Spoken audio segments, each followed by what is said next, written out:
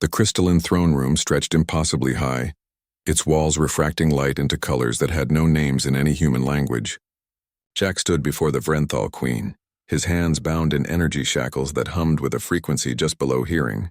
Beside him, Jessica maintained her composure despite the circumstances, her jaw set in that determined way that had gotten them through 3 years of deep space exploration.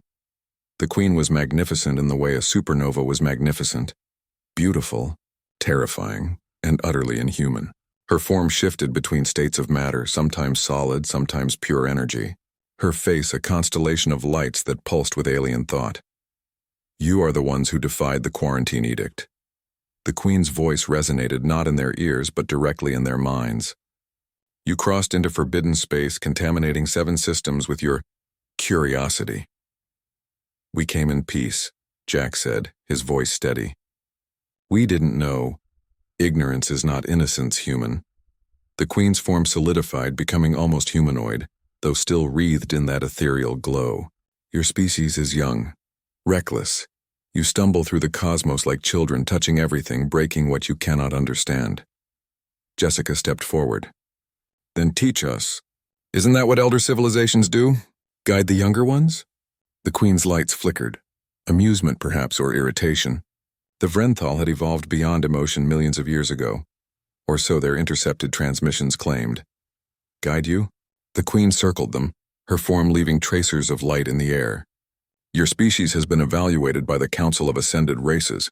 You are classified as incomplete. Incomplete? Jack couldn't hide his offense.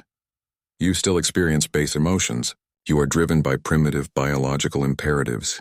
You wage wars over resources you could synthesize. You cling to individuality when collective consciousness is clearly superior. The Queen paused before Jack, studying him with senses beyond human comprehension. You are beautiful, I am told, by your species' standards. The golden ratio of your features, the symmetry, the strength. Jack felt uncomfortable under that alien scrutiny. And you, the Queen turned to Jessica, carry the markers of what your kind calls attractiveness: clear skin, bright eyes, physical indicators of health and reproductive viability.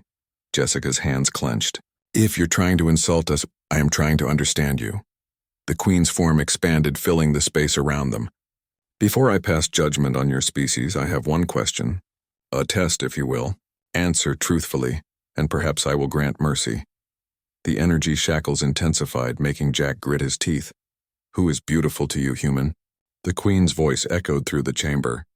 Point to beauty and help me understand why your incomplete species deserves to survive. Jack and Jessica exchanged glances. It was a trap, obviously. Some test they couldn't possibly understand with their primitive minds. Jack spoke first. Jessica is beautiful to me. The Queen's lights flickered. Because of symmetry? Reproductive compatibility? No. Jack's voice grew stronger. Because 3 years ago, when we lost contact with Earth and had 6 months of oxygen left, she didn't panic. She spent 72 hours straight recalibrating our recyclers with nothing but duct tape and determination. She saved all 43 crew members. Jessica's eyes widened slightly.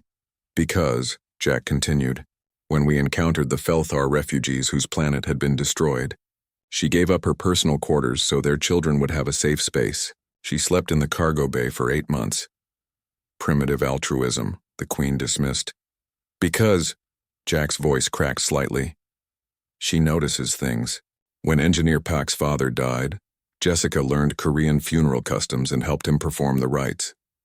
When Dr. Chen was struggling with depression, Jessica checked on her every day for a year. Not because it was her job, but because she cared.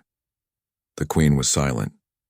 She's beautiful, Jack said, because she's kind when kindness is difficult. She's brave when fear would be easier. She sees people, really sees them, and remembers what matters to them. That's beauty, not symmetry, not genetics. The choice to care when the universe gives you every reason not to. The Queen's form rippled, processing. And you, she turned to Jessica, who is beautiful to you? Jessica looked at Jack, then around the throne room, then back at the Queen.